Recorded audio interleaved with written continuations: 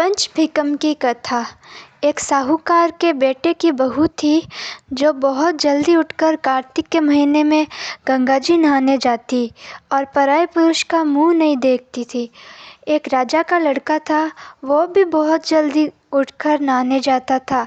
वह ये सोचकर हैरान हो जाता कि मैं इतनी सुबह नहाने आता हूँ, फिर भी मेरे से पहले कौन नहा लेता है। बस 5 दिन कार्तिक के रह गए थे। उस दिन साहूकार की बहू तो नहाकर जा रही थी, राजा का बेटा आ रहा था।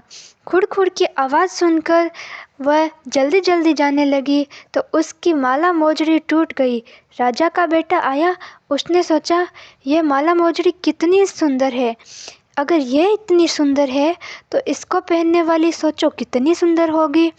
सारी नगरी में उसने हेला फिरवा दिया कि जिसकी भी ये माला मोजड़ी है वह मेरे 5 दिन वहाँ आएगी, तब वह उसकी माला मोजड़ी देंगे। साहूकार के बेटे की बहू ने कहला दिया कि 5 दिन आऊँगी, लेकिन किसी को साग भरने के लिए ज़रूर बैठा दीजिए। राजा ने गंगा जी पर बिछावन करके एक तोते को पिंजरे में टांग कर रख दिया।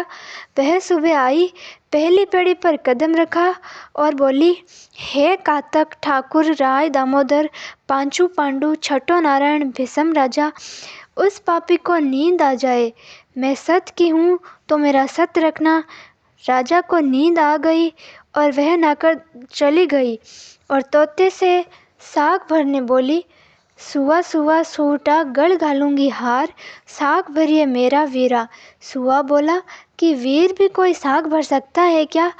तब वे बोली कि सुआ सुआ सूवटा पग घालूंगी नेवर, साग भरिए मेरा देवर।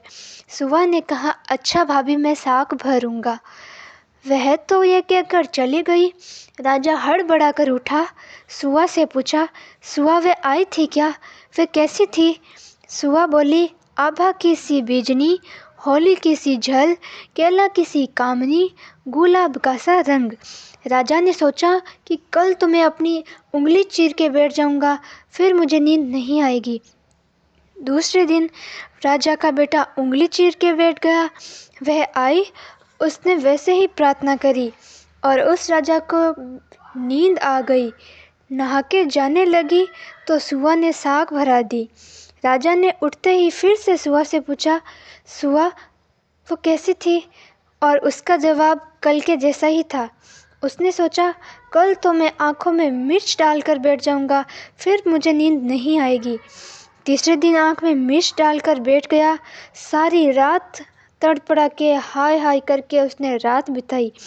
वह आई, उसने वैसे ही प्रार्थना की कि उसको नींद आ जाए।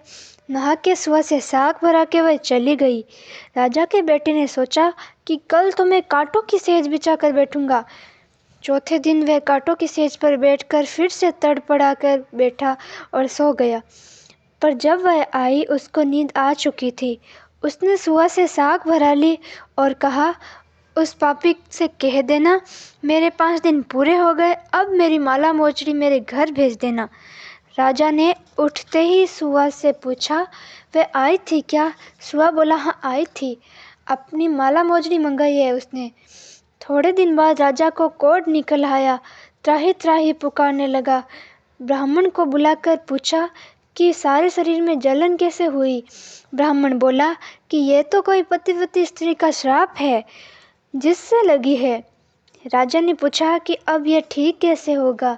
ब्राह्मण बोला कि तुम उसको धर्म की बहन बनाओ और उसके नहाए हुए जल से नहाओ तो तुम्हारा जलन को ठीक हो जाएगा।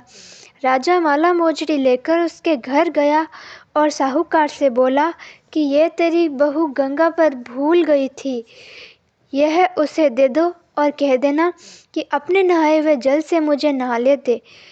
साहूकार बोला कि वह तो पराये पुरुष का मुंह नहीं देखती, तो उस नाली के नीचे बैठ जा, वह नहाएगी तो तेरे ऊपर पानी पड़ जाएगा। राजा नाली के नीचे बैठा, वह नहाया, जल गिरने से उसकी काया कंचन सी हो गई।